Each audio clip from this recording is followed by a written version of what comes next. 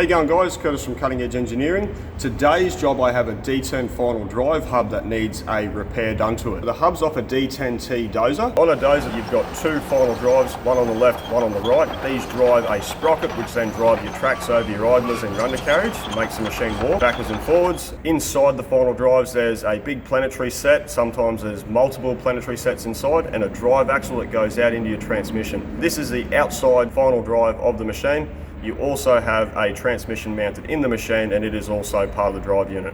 We just have to do a repair on the duocone surface. Being that they are in a lot of really rough terrain, the duocones tend to wear out, and then they replace the duos and they still leak. And it all comes down to the inner face in here. Gets a bit of wear on it, and it doesn't retain the seal very well anymore. That is a duocone. Very baby one. This here is off a little Bobcat a customer brought in. It was an idler wheel we were going to have a go at repairing. It worked out it wasn't worth repairing, but I still had the seals laying around, so I thought I'd bring them out and show everyone what they actually look like. That there is the face that will be pushing up, and it will be pushing against its partner, and it's the same as the one below it. So the actual sealing surface are the faces of the duocones. They use the rubber O-rings to preload the surface of the duocone. If they're not installed correctly, they leak. If you damage them in any way, shape or form, say to the face you put a scratch in it, they leak. If there's any damage, any debris caught in between them during assembly, you'll damage the seal and they leak. So they are very delicate while they are out of the machine. Once they're assembled in the machine, these would have to be one of the best seals you could use to keep dirt and debris out of a final drive or something you're trying to seal off. So very, very expensive and very, very delicate. For this one, it's about this big and X amount of $1,000. The duocone or labyrinth seal, they're known as a few different things, depends where you are in the world. The way they are actually retained inside this ring is there's a little shoulder here. It holds the O-ring below that surface, so it can't pop out during assembly. So it also helps in the sealing process of the final drive. What we need to do, we need to set it up in the lathe. We're actually going to machine about down to about there of material off the final drive. After we do all the machining, the new final drive ring, this is a genuine part from the OEM, will be bolted to take the place of the worn out duocone surface. Most of this job is going to be set up in the machine. It's going to take quite a while to get this set up. After that, we've got some profiling to do on the front, and then once we've got all that right, we'll pull it out of the machine. I'll take it over to the radial arm drill, and we'll drill in our 8 holes and tap them. It's quite a common modification for machines that work in, say, a rubbish tip, because the biggest killer of a duocone is wire. So wire will wrap itself around the drum, work its way into the duocone. There's enough room for it to make its way in there, and then it just starts to rip everything apart. You spew all your oil out, and then you cook a final drive. To replace one of these, just the hub alone is many, many, many thousands of dollars. This repair we'll be doing, it'll take probably about a day. I didn't supply the ring, so I don't know what it's worth, but well and properly worthwhile doing a repair or a modification if your machines have got worn out duocone seal areas. So very, very common and very, very cheap in comparison to buying a new one.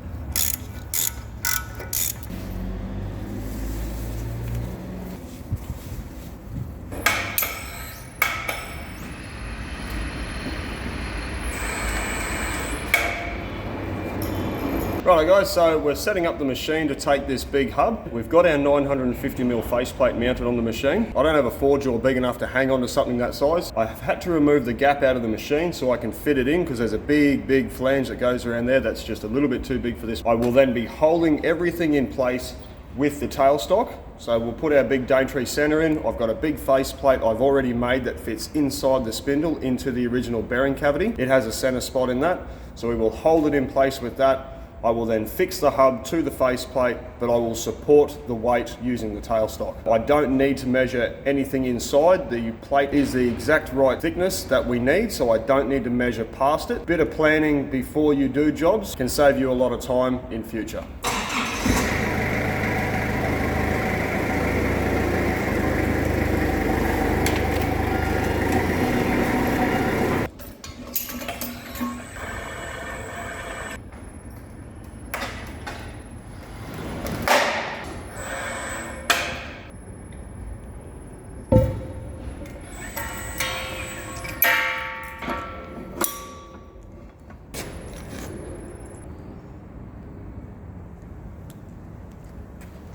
$320 kilos.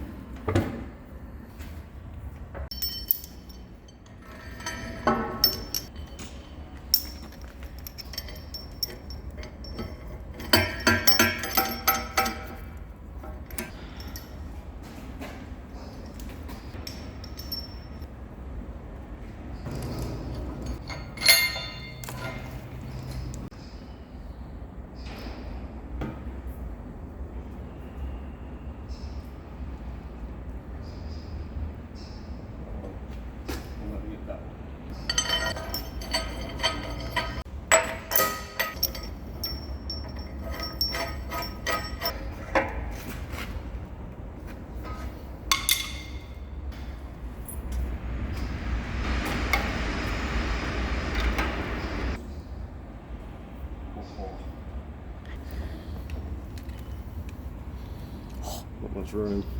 That one's close. Should be right. Right.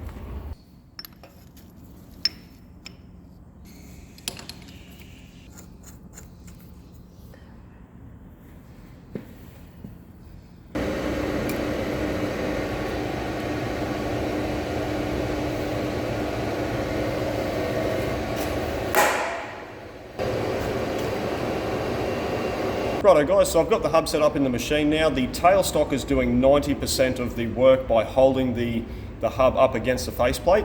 We do have some threaded rod we've used to fix the hub onto the faceplate. Being that the job it's not overly heavy, you could probably take the tailstock away from it and actually run it off the faceplate, but I don't want to risk damaging the machine. That center's good for 6 ton hanging off the tip of it.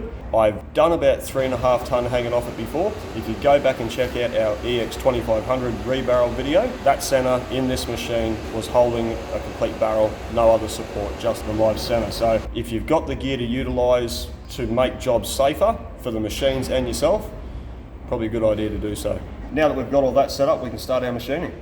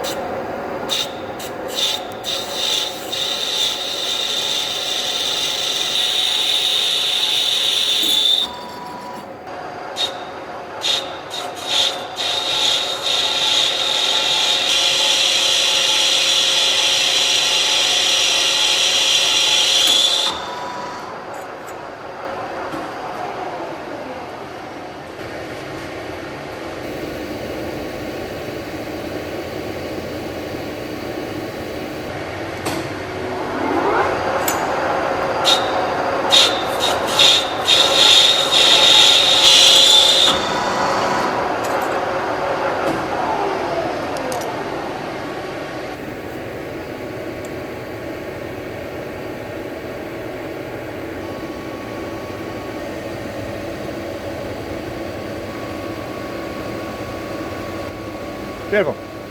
Right, this is our finished height.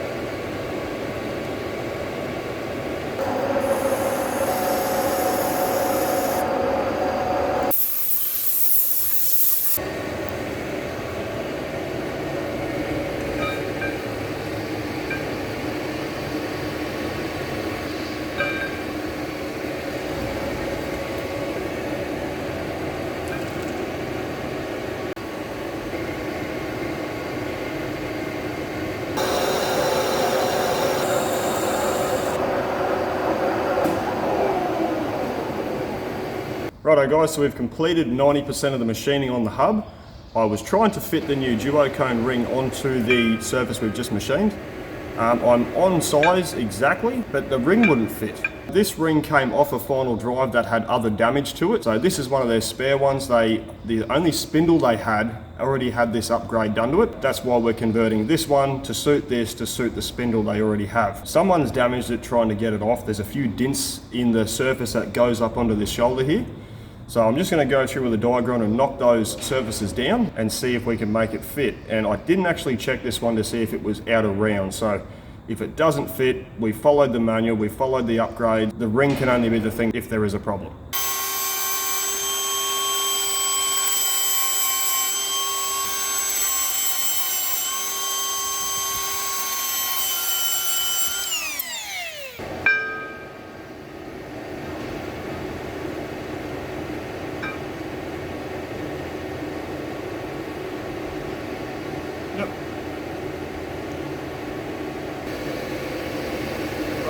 That fits good.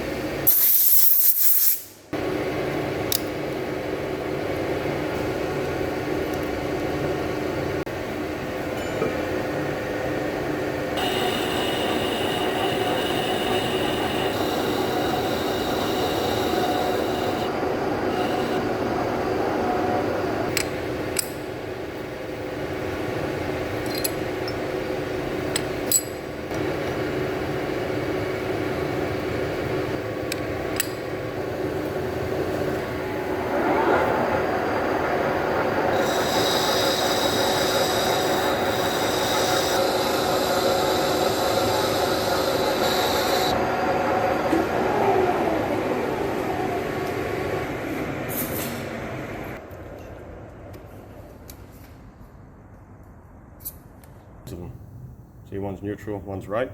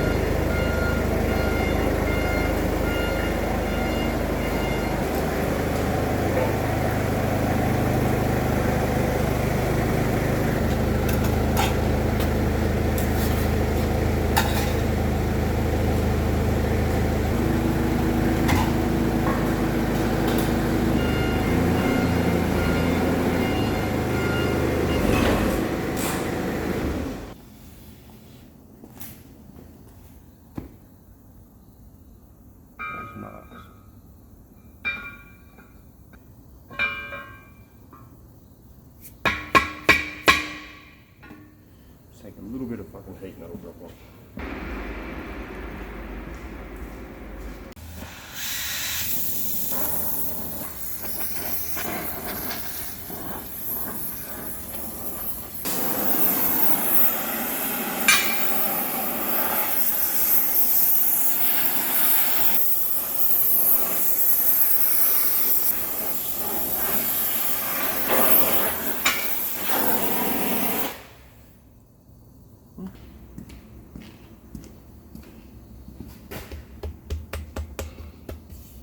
Righto guys, so we've completed all the machining on the hub now. We've got it out of the lathe. We've got it set up in our radial arm drill.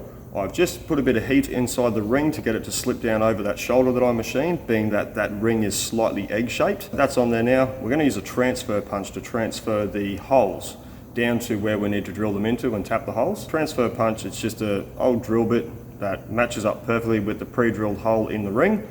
So rather than sit there and measure them all out, this is 100% suitable for the job.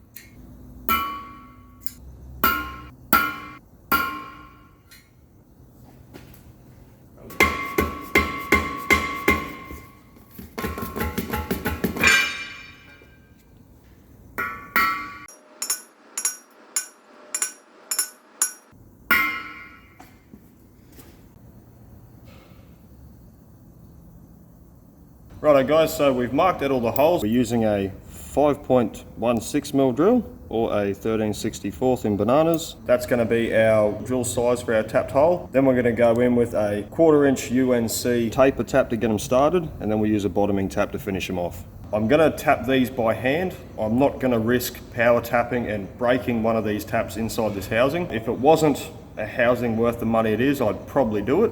But being that these are only hand taps and not a machine tap, I'm not going to risk that.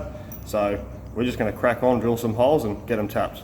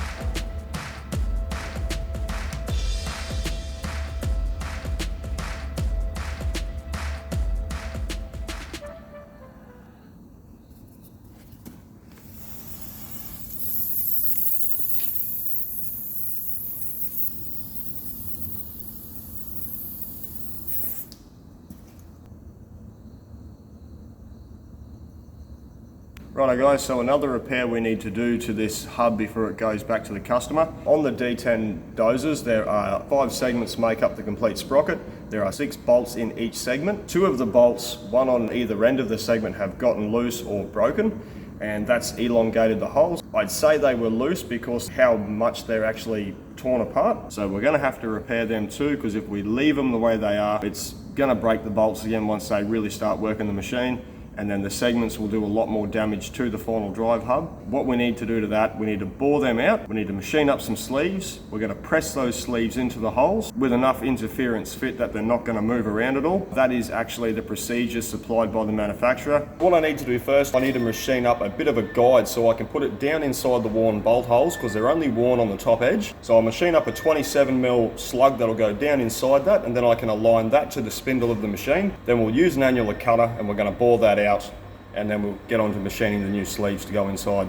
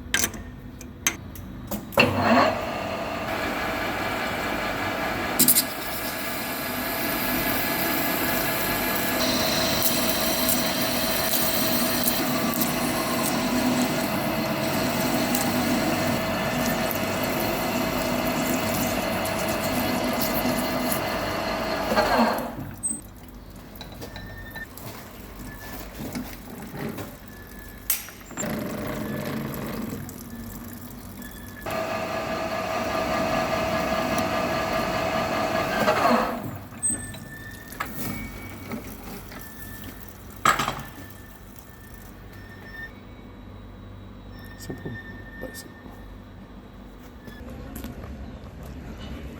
What?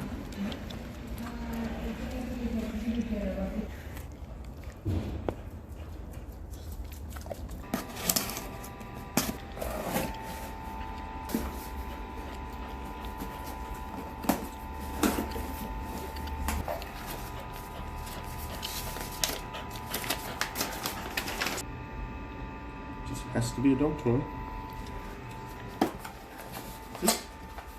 Ooh. Cool. Good Yum, yum, boy. yum. Oh. Come on, bed. What you got? Ooh, squeaks.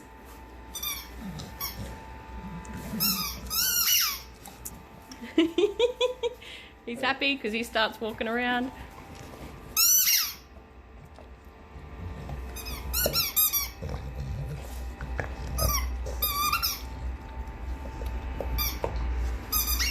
Here, bring it in. Drop it. Drop it. Good boy.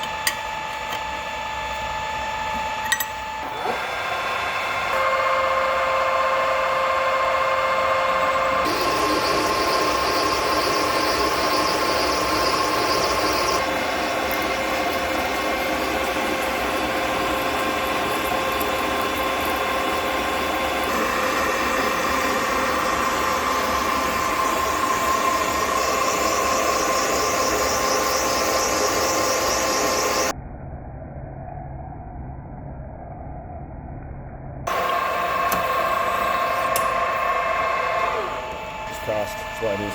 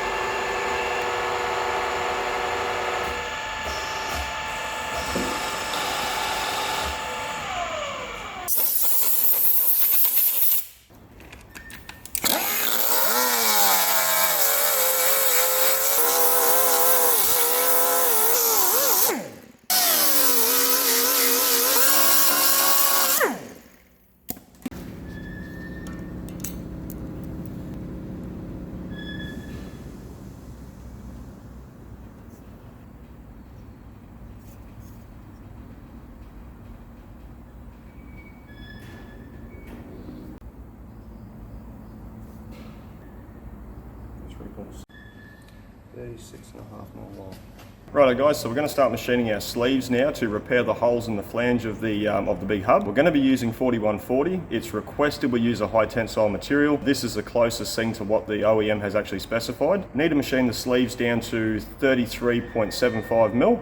and that's going to give it a 0.1 crush inside the hole we've just drilled. When we go to fit the sleeves, we do have to put them in the freezer or liquid nitrogen to try and reduce their diameter just fractionally. It is sort of said in the paperwork to press these in. Being that it would be very difficult to try and fit that hub inside our press, it's not something I'm going to try and do. We're just going to use a pulling bolt that we've used for many other bushes, and we're going to use a rattle gun and just draw the sleeve up into the hub. I am going to Loctite them as well, so any help you can give it to stop it from moving or coming loose is a really good measure to take. So we're going to get it set up in the machine and we're going to start making 2 of these sleeves.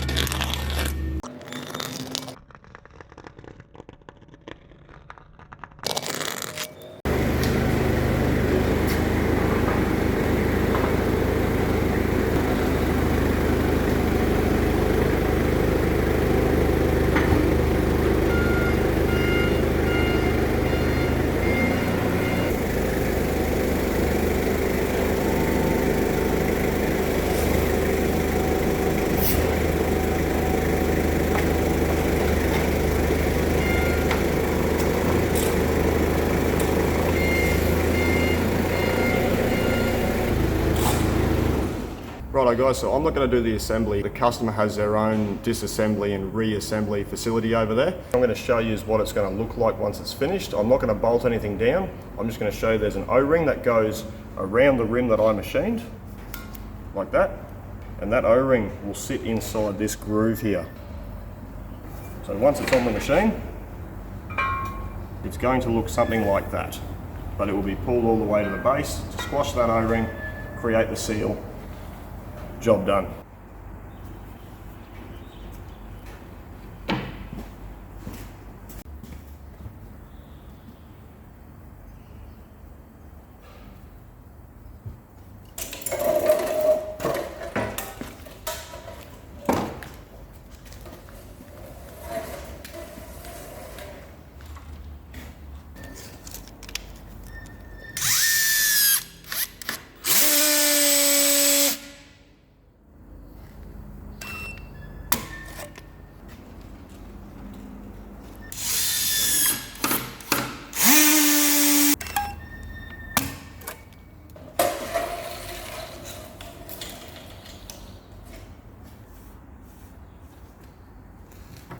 Really good.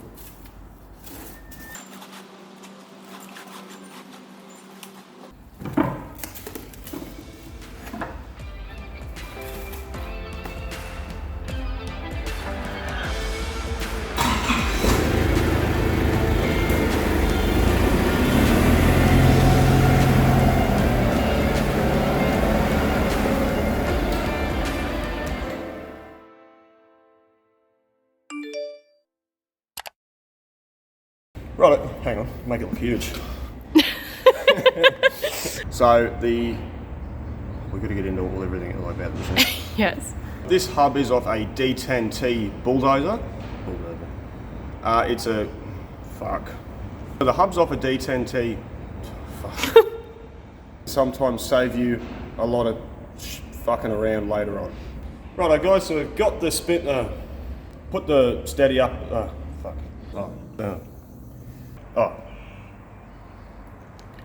Oh, fuck me. So, bit of a weird thing there. But anyway, alright, let me start that again. Righto guys, so we've got the hub set up in the machine now. The center is the, fuck. Righto guys, so what I need to do first, I need to machine up what I need to do first, I need to machine up an alignment pin so I can use the radial arm drill to align, fuck. I'll just pretty much start that again. Ooh, how did they get there?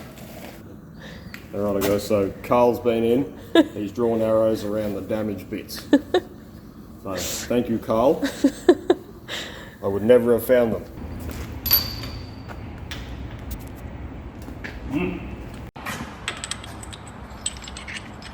Oh, fucking.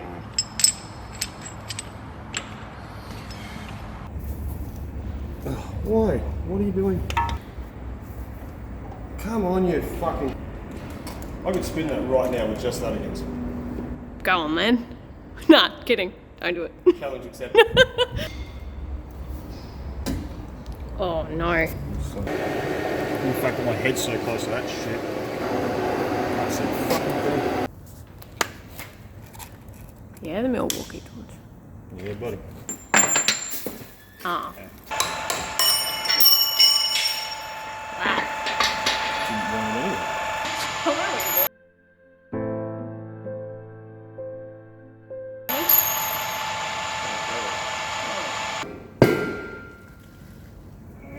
Fucking. What? I hit my fucking funny bone. Was it funny? Fucking funny. What is fucking bugger? Were you gonna measure it? Is that? Here we go. Hardest part of the job.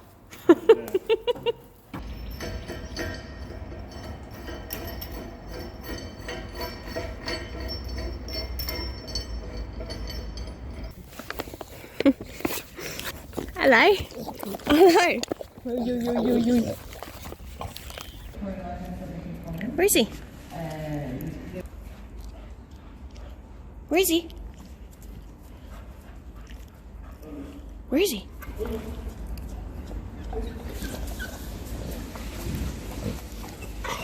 Go find him. Come on. Homeless. Oh.